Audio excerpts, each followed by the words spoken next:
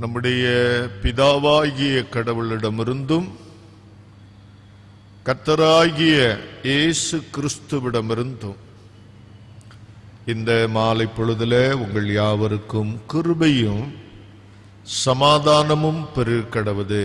ஆமென்.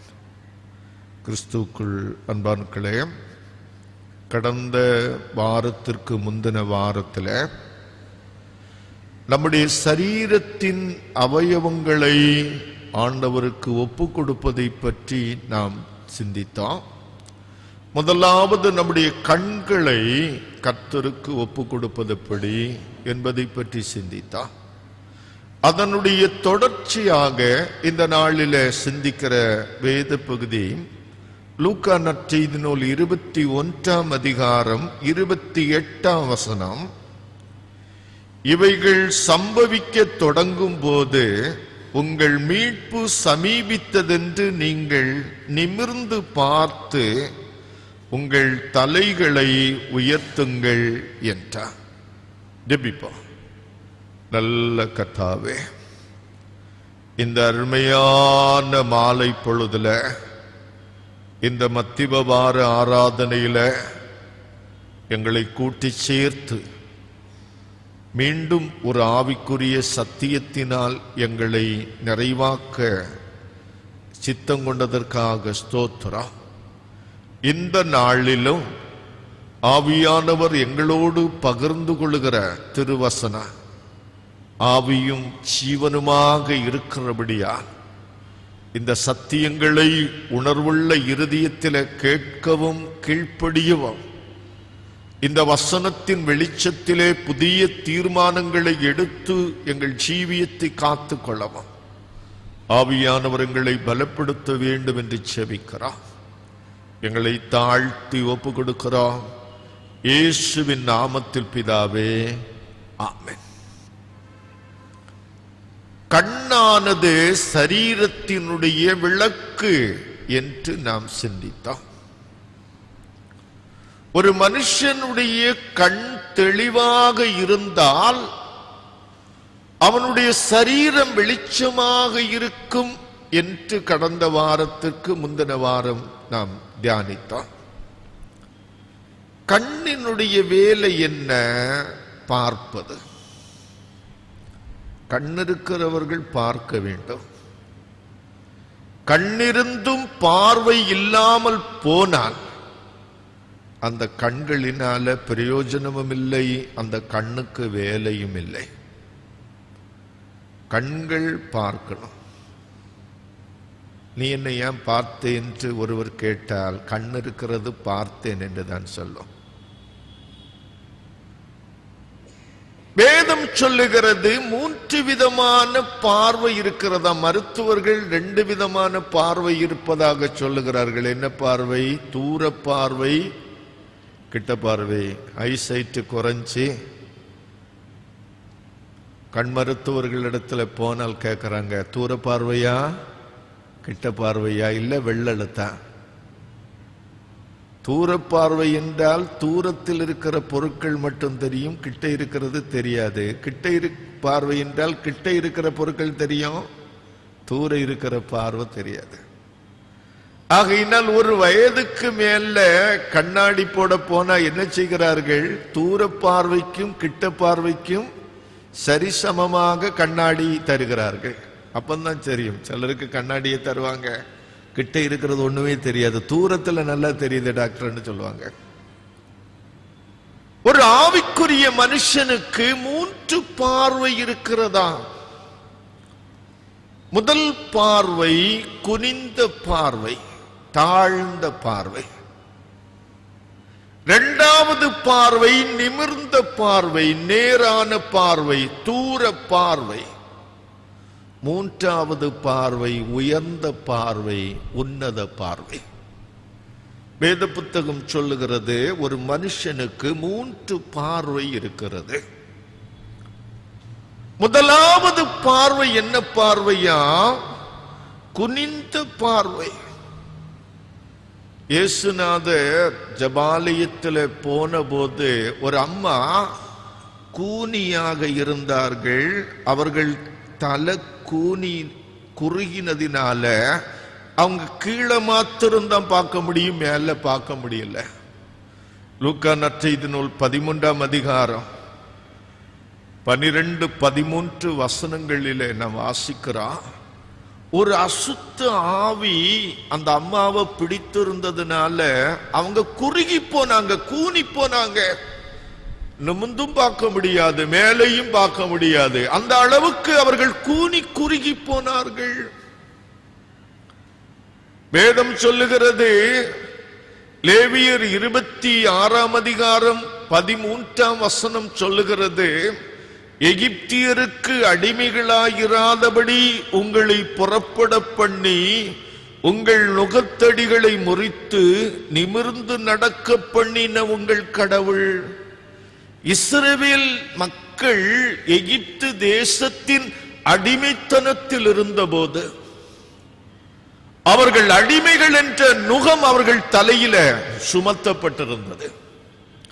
ஆளோட்டிகளின் நிமித்தமாய் அடிமைப்படுத்தப்பட்டவர்கள் கொஞ்சம் கூட நிமிர்ந்து பார்க்க முடியாதபடி கூனி குறுகி இருந்தார்கள். இந்த நிமிடத்துக்குரிய காரியத்தை தவிர அடுத்த நிமிடம் தங்களுக்கு என்ன நடக்கும் என்பதை பார்க்க இயலாதவர்களாயிருந்தார்கள். அதுக்கு காரணம் அவர்களுக்கு இருந்த அடிமைத்தன நுகம். ஒரு மனுஷன் அசுத்தாவியினால கட்டப்பட்டு ஆவிக்குரிய கண்கள் மறைக்கப்படும் போது அவன் மனிதன் என்ற உணர்விலிருந்து மாறி அவன் கூனி போய் கிடக்கிறான். வேதம் சொல்லுகிறது, ஆதாம் பாவம் செய்த பிறகு அவன் தன் நிர்வாணி என்று அறிந்து குற்ற உணர்வடைந்து ஆண்டவரை நோக்கி பார்க்க முடியாதபடி ஒளிந்து கொண்டான். பாவ அடிமைத்தனங்கள் மனுஷனை கூனி குறுக பண்ணுகிறது. நிமிர முடியல. அடிமைத்தனங்கள், பயம், கவலை, சந்தேகம், வேதனை, விரக்தி, நிமிர்ந்து பார்க்க முடியல. சிலரை பார்த்தா எப்ப பார்த்தாலும் குனிந்தே போய்கொண்டிருப்பார்கள். என்னென்றா யோசிக்கிறாங்க, என்ன வாழ்க்கை, என்ன ஜீவியம், எதுக்கு வாழுகிறோம், ஏன் இருக்கிறோம், இப்படியே யோசித்துக்கிட்டு போவாங்க. ஆனா சிலரு கடன் கொடுக்க வேண்டியவங்களை பார்த்தா மட்டும் குனிவாங்க, மற்றவங்களை பார்த்தா நிறுவாங்க. ஆனா வேதம் சொல்லுகிறது, குனிந்து போகிற பார்வை இருக்கிறதே பூமிக்குரிய பார்வை, இம்மைக்குரிய பார்வை. ஒரு மனுஷன் தன் தேவ சாயலிலே படைக்கப்பட்டவன் என்பதை அறியாதபடியினால, மறந்துவிட்டபடியினால இம்மைக்குரிய பார்வை உடையவனாக மட்டும் இருக்கிறான், பூமிக்குரிய பார்வை உடையவனாய் மட்டும் இருக்கிறான். அதுக்கு காரணம் பாவ அடிமைத்தனம், பிசாசின் அடிமைத்தனம், அந்தகார கிரியைகளின் அடிமைத்தனம், பூமிக்குரிய அடிமைத்தனம், சிற்றின்ப அடிமைத்தனம். ஆகையினால்தான் அவன் நிமிர்ந்து பார்க்க முடியாதபடி குனிந்து பார்க்கிறான், கூனி பார்க்கிறான், உலகத்தை மாத்திரம் பார்க்கிறான், பூமிக்குரியவைகளை மட்டும் பார்க்கிறான், இம்மைக்குரியவைகளை மட்டும் பார்க்கிறான். இது சொல்ல போன ஒருவேளை பாவத்தினுடைய தாக்கம் என்று எடுத்துக்கொள்ளலாம். ஒரு மனுஷன் குனிந்தே பார்க்கிறான் என்றால் அவன் நேராகவும் பார்க்க முடியாது, மேல் நோக்கியும் பார்க்க முடியாது. அவனுக்கு முன்னாலே இருக்கிறது கூட சரியா தெரியாது. ஆகையினாலே அவன் பெரிய ஆபத்துல சிக்கி கொள்ளுவான். ஒருவன் குனிந்து கொண்டே நடக்கிறான் என்று வைத்துக் கொள்ளுங்கள், முன்னால வரக்கூடிய சைக்கிளு, பைக்கு எதுவும் அவனிடத்துல மோதலாம், அவனுக்கு தெரியாது. இந்த கார் ஓட்ட போகும்போது முதல்ல அந்த சீட்ல உட்கார வச்சுட்டு அல்லது பைக் ஓட்ட பழகும் போது முதல்ல என்ன சொல்லி தருவாங்க தெரியுமா? நேரே பார், நிமிர்ந்து பார், பேக் என்ன செய்யக்கூடாது, வளையக்கூடாது. இதுதான் முதல் பாடம். ஒருவன் சீட்ல உட்கார்ந்துகிட்டு இங்கேயே பார்த்துட்டு இருக்கனா தலையில அடிப்பாங்க, படித்து தருகிறாங்க. நேர பாரு, நிமிர்ந்து பாரு, ஸ்ட்ரைட்டா பாரு. குனிந்து பார்த்து விட்டால் ஆபத்துல சிக்கிக் கொள்வான். குனிந்த பார்வையினுடைய ஆபத்து என்ன தெரியுமா? அவங்களுக்கு எதிரே வருகின்ற ஆபத்துகளை அடையாளம் காண முடியாது. ஏதாவது ஒரு ஆபத்து திடீரென்று வந்து அவர்களை தாக்கி அழித்து விடும். ஒரு மனுஷன் பூமிக்குரிய காரியத்தை மட்டுமே நோக்கி பார்த்து கொண்டிருக்கும் போது திடீரென்று அவனுக்கு ஆபத்து வரும். அவனுடைய ஆத்துமா சடிதியிலே நஷ்டப்பட்டு போகும். வேதத்துல இந்த ஐஸ்வர்யமுள்ள மனுஷன் இருக்கிறானே, ரொம்ப புத்திசாலித்தனமாக உலகம் உலகம் என்று சேமிக்க தொடங்கி, சம்பாதிக்க தொடங்கி, நிறைய ஆஸ்திகளை எல்லாம் சேமிச்சு அவனுடைய பண்டகசாலையில எல்லாம் வச்சு என்ன சொன்னான்? நான் புசித்து குடித்து பூரிப்பாவே, இனி எனக்கு ஒரு கவலையும் இல்லை. மழையை பற்றியும் கவலை இல்லை, வெயிலை பற்றியும் கவலை இல்லை.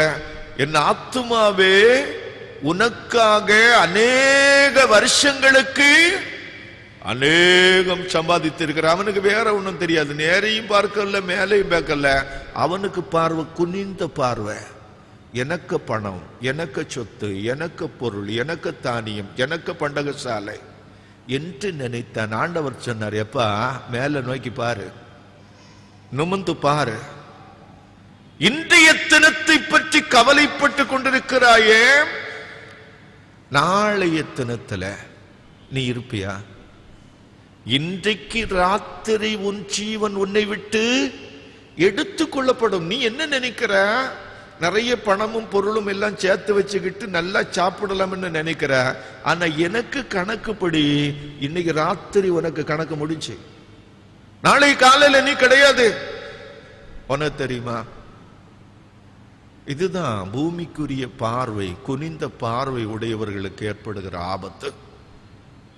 தங்களுடைய வாழ்க்கையை பற்றி மட்டும் சிந்திக்கின்ற குறுகிய பார்வை உடையவர்கள், பூமிக்குரிய காரியங்களை மட்டும் குனிந்து பார்த்து கொண்டிருக்கிறவர்கள், இம்மைக்குரிய காரியங்களினால் மட்டுமே பாதிக்கப்பட்டிருக்கிறவர்கள், அந்த பார்வை மட்டும் உடையவர்கள் திடீரென்று வருகிற ஆபத்துல, சடுதியான மோசத்துல அகப்பட்டு சிக்கி தவிப்பார்கள். அவங்களுக்கு அதுல இருந்து மீள முடியாது. சிலர் எப்ப பார்த்தாலும் பணம், எப்ப பார்த்தாலும் பொருள், எப்ப பார்த்தாலும் செல்வம் என்று மட்டும்தான் திங்க் பண்ணுவாங்க. அவங்களுக்கு வேற சிந்தனையே கிடையாது. திடீரென்று ஒரு கஷ்டம் வந்து ஏதாவது ஒரு நஷ்டம் ஏற்பட்டு விட்டதானா அவங்க நிலை குலைந்து போவாங்க. அவங்களுக்கு அதுக்கு பிறகு ஒண்ணுமே ஓடாது. இது குனிந்த பார்வை உடையவர்களுக்கு உண்டாகிற ஆபத்து. வேதம் சொல்லுது, லேவியராகமம் 26:13, ஆண்டவர் குனிந்த பார்வை உடையவர்களாயிருக்கிற நம்மை நம்முடைய நுகத்தை தோளிலிருந்து அகற்றி விடுகிறார். பாவம், சாபம், உலக அடிமைத்தனங்கள் இவைகள் தான் நம்ம குனிகி கூனி போக பண்ணுது. அதை அவர் அகற்றி விடும் போது என்ன நடக்கிறது? நாம் நிமிர்ந்து பார்க்கிறோம். அழுத்தும் பாரங்கள் நம்முடைய முதுகிலிருந்து எடுக்கப்படும் போது நம்முடைய தலை நிமிர்ந்து பார்க்கும். லேவியராகமம் 26:13 ஆண்டவர் அதைத்தான் சொல்லுகிறார். புலம்பல் 1:14 சொல்லுகிறது, என் பாதகங்களின் நுகம் அவரால் பூட்டப்பட்டிருக்கிறது. நம்முடைய பாவங்களின் நிமித்தமான நுகங்கள் நம்மை கட்டி பூமிக்குரியதாக்கி கொண்டிருக்கிறது. கொலோசையர் 3:2 பூமிக்குரிய சிந்தை நம்மை உலகத்துக்கு நேராக பார்க்கும்படி செய்கிறது. நம்முடைய ஆண்டவராகிய இயேசு கிறிஸ்துவின் இரத்தத்தினால் மீட்கப்பட்ட போது, இயேசு கிறிஸ்து நம்மை எல்லா அடிமைத்தனத்திலிருந்து மீட்ட போது நம்முடைய பார்வை நிமிர்ந்ததான மாறியது. சரி, நிமிர்ந்த பார்வை என்பது என்ன? நிமிர்ந்து பார்க்கிறவன் சமீபத்தில் இருக்கிறதையும் பார்க்கிறான், தூரத்தில் இருக்கிறதையும் பார்க்கிறான். இந்த பார்வைக்கு பெயர்தான் விசுவாச பார்வை. seeing through faith. ஆபிரகாம் ஆண்டவர் கூப்பிட்டார், நீ உன் தேசத்தையும் என் இனத்தையும் உன்னுடைய ஜனத்தையும் விட்டு நான் காண்பிக்கும் தேசத்துக்கு போ. எங்க போ என்று சொல்லல. ஆண்டவர் சொன்னாரு, உனக்கு உன் சந்ததியை வானத்து நட்சத்திரங்களைப் போலவும் கடற்கரை மணலைப் போலவும் பெருக பண்ணுவேன் என்று சொன்னாரு. எவ்வளவு பேர் வருவாங்க, எப்ப வருவாங்க என்று சொல்லல. ஆனால் தூரத்தில் இருந்த அவற்றை ஆபிரகாம் விசுவாச கண்களால் பார்த்தார் என்று சொல்லி எபிரியர் 11ஆம் அதிகாரம் 17ஆம் வசனத்தில் நாம் வாசிக்கிறோம்.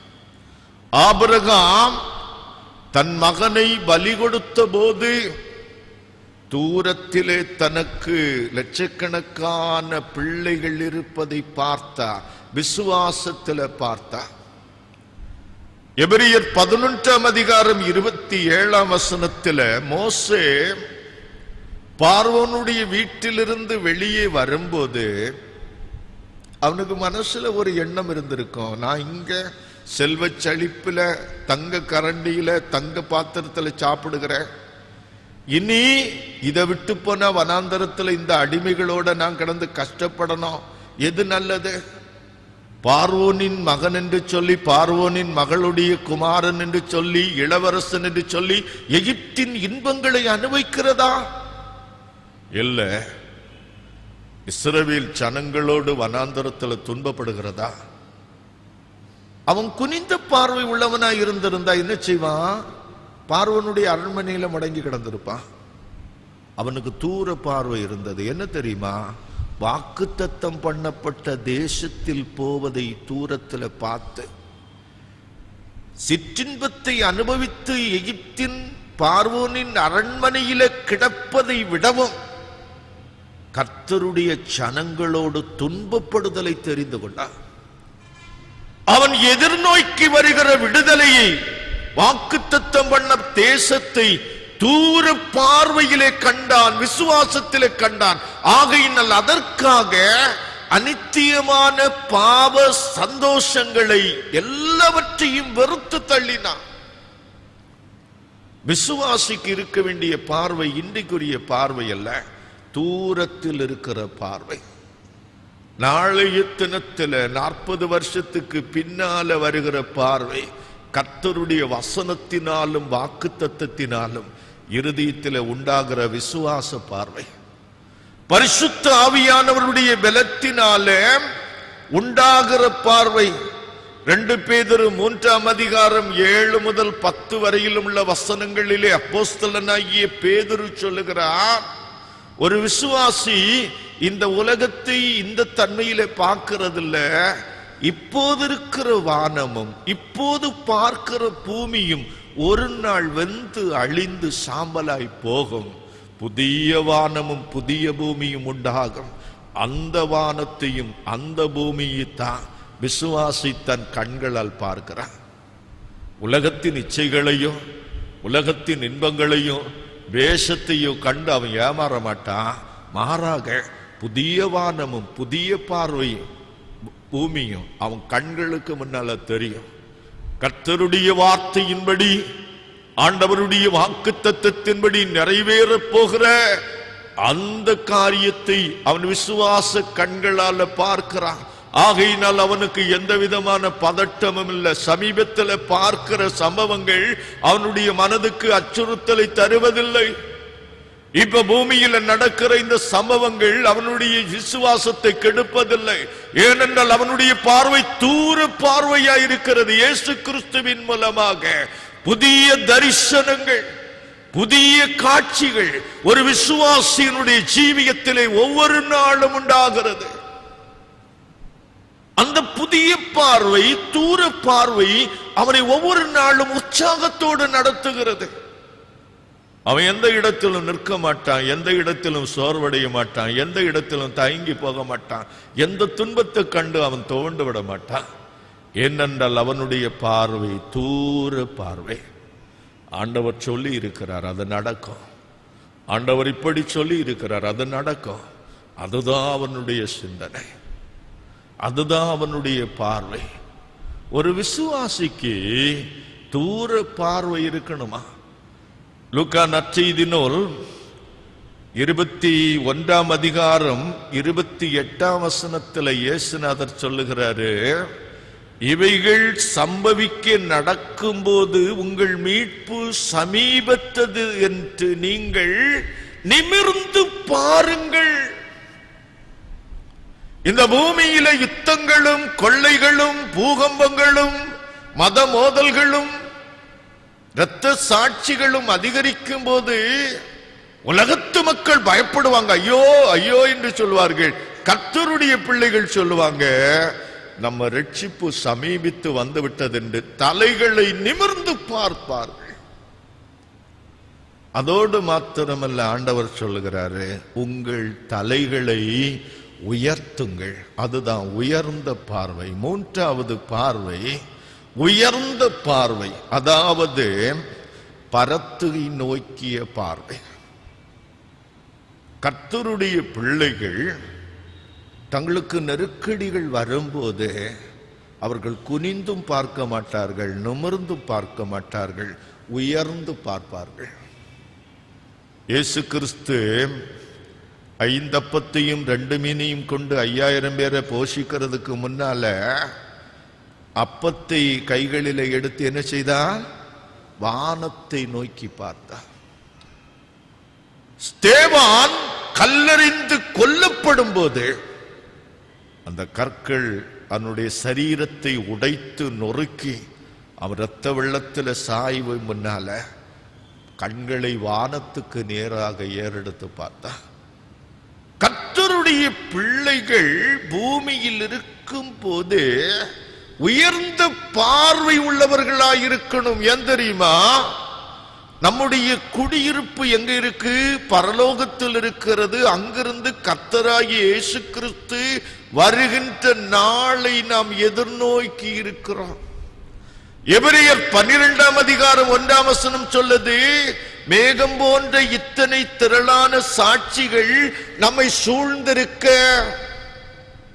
நமக்கு முன்னால மரித்து போன பரிசுத்தவான்கள் மேக கூட்டமாக அங்கே சாட்சிகளாயிருக்கிறார்கள். பூமியில நாம் நெருக்கப்படும் போது, கிறிஸ்துவுக்காக துன்பப்படும் போது, நாம உலகத்தை பார்த்தா பதில் கிடைக்காது, குனிந்து பார்த்தா பதில் கிடைக்காது. உயர்ந்த பார்வையில பார்க்கணும், பரலோகத்தை நோக்கி பார்க்கணும், மறுமையை நோக்கி பார்க்கணும். இதுக்கு முன்னால வாழ்ந்த பக்தர்கள், பரிசுத்தவான்கள், நீதிமான்கள், விசுவாச சாட்சிகள் அங்க சாட்சிகளாயிருப்பதை காணலாம். ஸ்தேவான் தன்னுடைய தலையை உயர்த்தி பார்த்தபோது அங்கே வானம் திறந்திருக்கிறதையா, மகிமையிலே கர்த்தராகிய இயேசு கிறிஸ்து பிதாவின் வலது பார்சத்தில் நின்று கொண்டிருப்பதையா அவன் கண்டு ஆறுதல் அடைந்தான். பரத்தை நோக்கி பார்க்கும் போது நம்முடைய உள்ளங்கள் பிரகாசிக்கும்.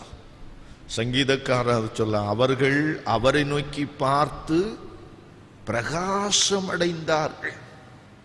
ஒரு மனுஷன் தன்னுடைய கஷ்டத்துல பூமியை நோக்கி பார்த்தா பதில் வராது, நிமிர்ந்து பார்த்தா கூட முழுமையான பதில் கிடைக்காது. உயர்ந்து பார்க்கும்போது, பரத்துக்கு நேராக உயர்த்தி பார்க்கும்போது அவனுக்கு கர்த்தருடைய பதில் கிடைக்கும்.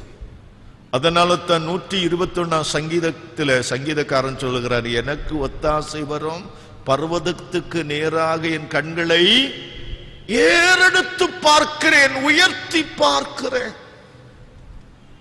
அப்போ ஒரு விசுவாசிக்கு என்ன வேணும்?